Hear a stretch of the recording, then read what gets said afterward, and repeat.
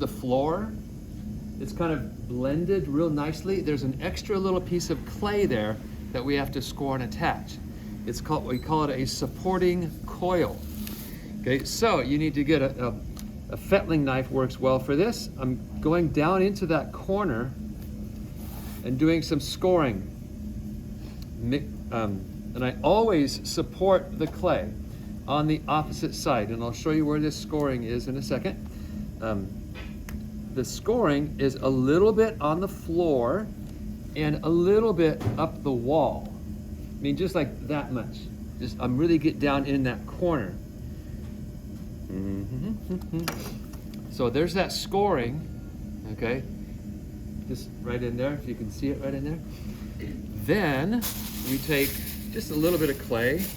We have to, you guys know how to roll out little coils because you made about 1,000 spikes on your rain stick. I'm only going to use for this, and this can be done in, 3 or 4 pieces. It doesn't all have to be one coil that wraps all the way around. And remember, whoever or whatever shape box you're making, this needs to happen, oval or a heart. Make a tiny little coil that's smaller than a pencil. Okay, you don't need lots of clay to do this.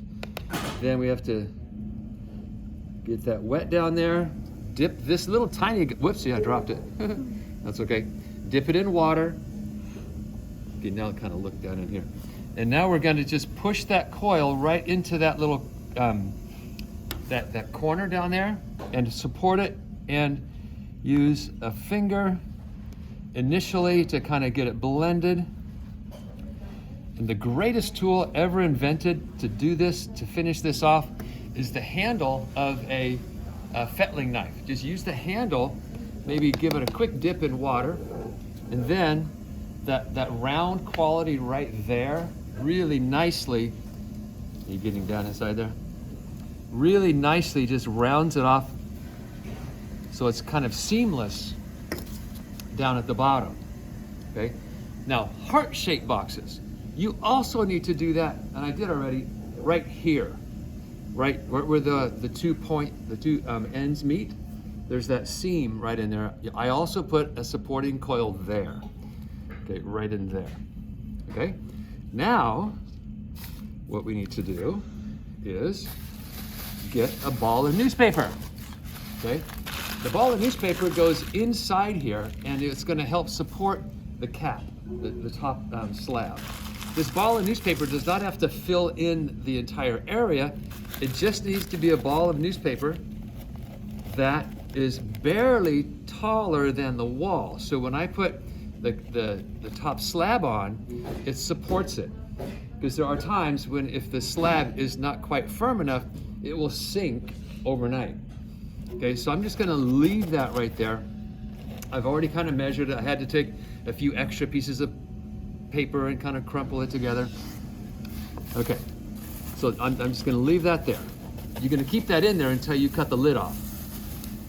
All right, now, the lid, the top piece, I shouldn't call it the lid because it's really more of just a top right now. It usually fits one way better than the other. So I went like this before school and it didn't fit quite great. Turned it over and it fit much better that way. Okay, so do test that out first. You need to absolutely score it and score that, and I've already done that. You guys all know how to score. You really have to moisten it. And I'm gonna moisten this, and this hopefully is kind of intuitive at this point.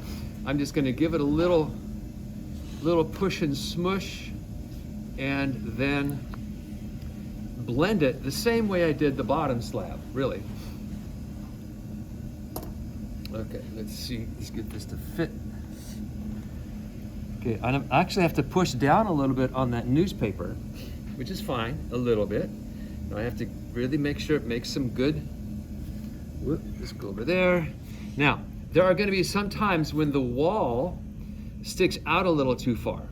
You can gently push in on the wall to make it kind of fit. There are times when the lid is going to overhang a little too far. That's really not bad at all because that's clay that you can use to blend. There are times when you may have to, after you get this attached and kind of blended, the the wall might stick out still a little bit. You can always attach a little coil of clay, score it, attach a little coil of clay there, get your fingers wet, and kind of just blend it right in. Everybody usually has to make some kind of repair like that. Okay, so I won't do this whole thing, but the same kind of thing is going to happen. I'm just going to start blending down.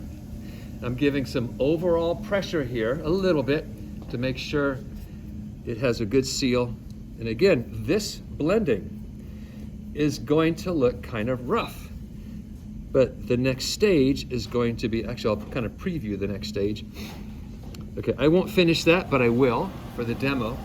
It's okay that see where that is kind of rough right now. Monday, we're gonna take this tool primarily, and I'm gonna do it a little bit on the other side. Ooh, I have to push down right there. We're just gonna start to trim, okay, and make it look really nice again.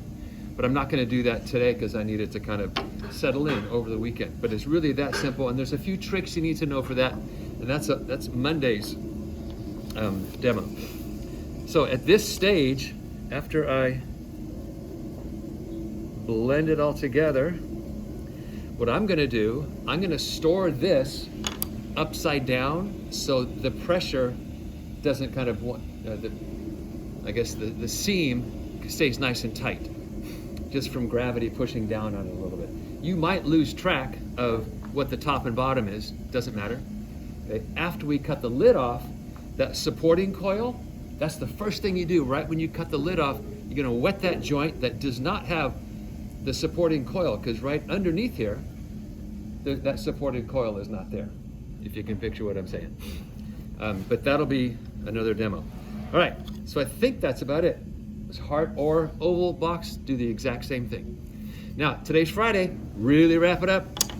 I'm gonna give this a good little sprinkle, okay? Also, when you store it, you do not have to use the board anymore. You don't have to. I'm gonna store it like this, and then flip it over and put it on the board and make sure, I might even put a tool or something that I have in the back to keep that bag from opening up, okay?